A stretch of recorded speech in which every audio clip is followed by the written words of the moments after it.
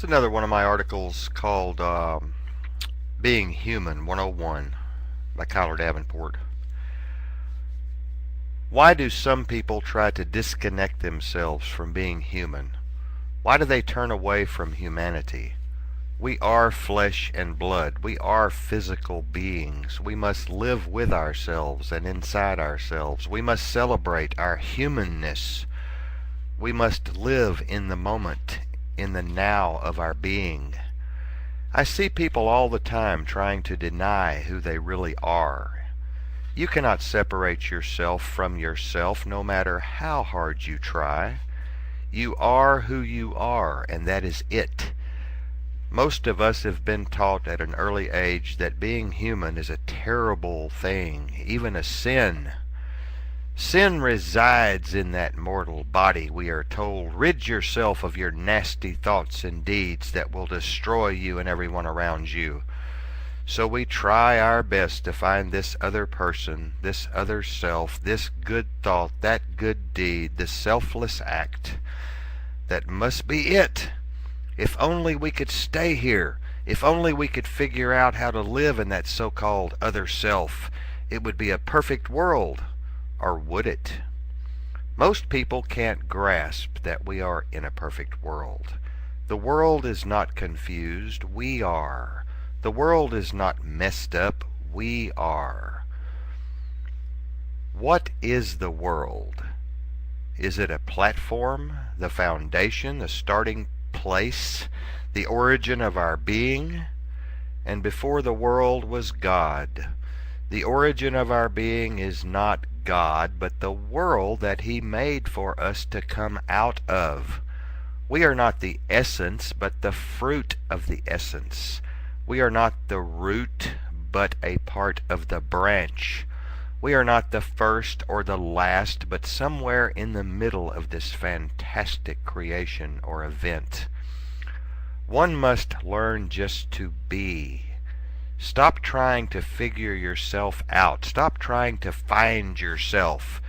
You are who you are. Be content to be. Past, present, and future are now. The past is forever gone. The future an illusion of mortal mind. The present a gift to be treasured. You must live in it. You cannot run from it, even though you may try. It is here to stay, that eternal moment called the present, the now. Face it head on. Don't be afraid of it. It is okay to learn from your past. It is okay to anticipate the future. But you have to understand the future is now.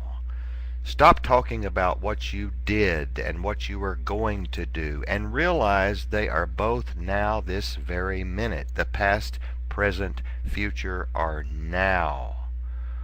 When we are young, we tend to look toward the future. When we are old, we tend to think about the past. To make sense of reality, we must have a sense of past, present, and future.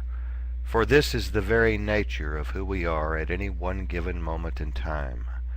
However, in order for one to break free of destructive and unwanted behaviors, one must take control of the present moment and understand its complexities. Most of us are programmed and even controlled by our so-called past. Some of us refuse to live in the present because we are stuck in the past. You did not become who you are today all by yourself. You are a product of your sensory input: sight, hearing, smell, taste, and touch.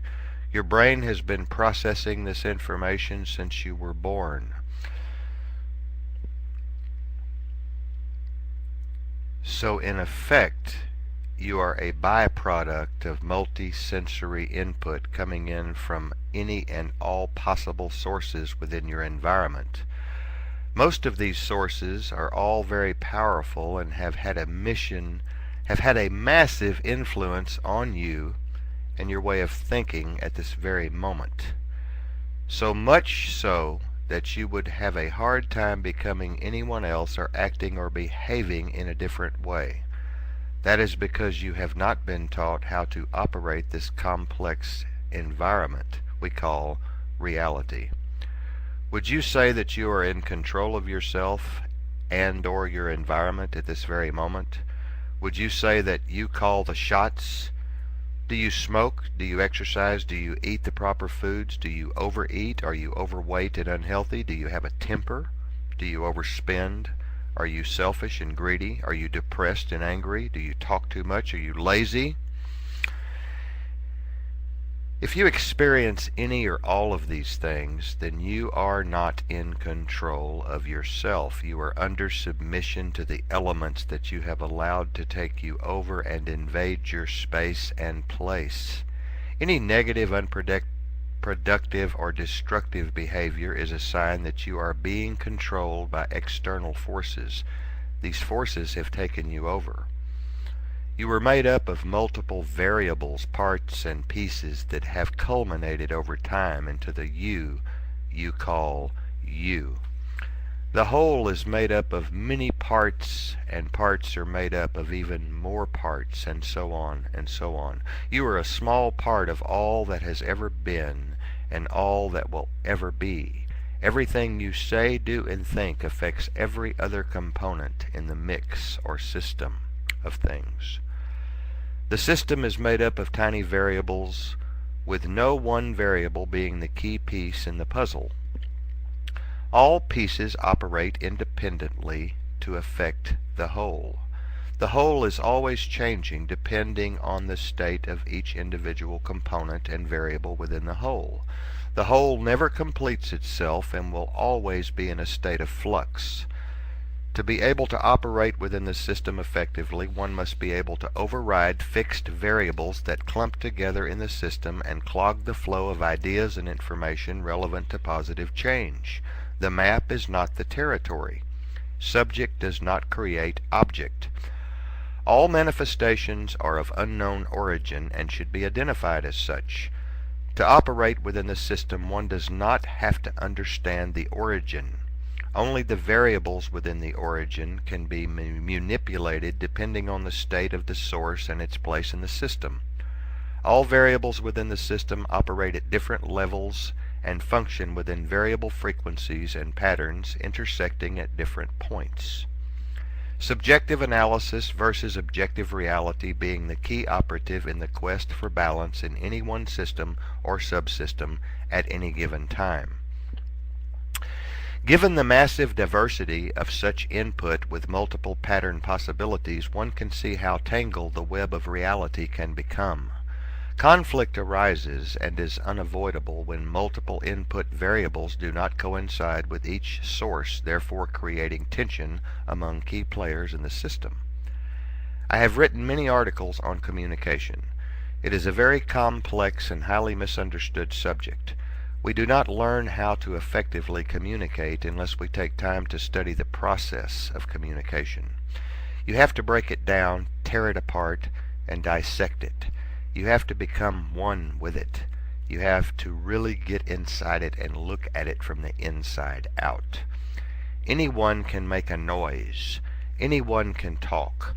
But very few people understand the art of effective communication. Before one can learn to communicate, one must first learn to listen. Very few people know how to listen. Do you know how to listen? Or are you one of those people who just can't wait for the other person to shut up so you can talk? I hope not. Good luck in your quest to learn to truly communicate.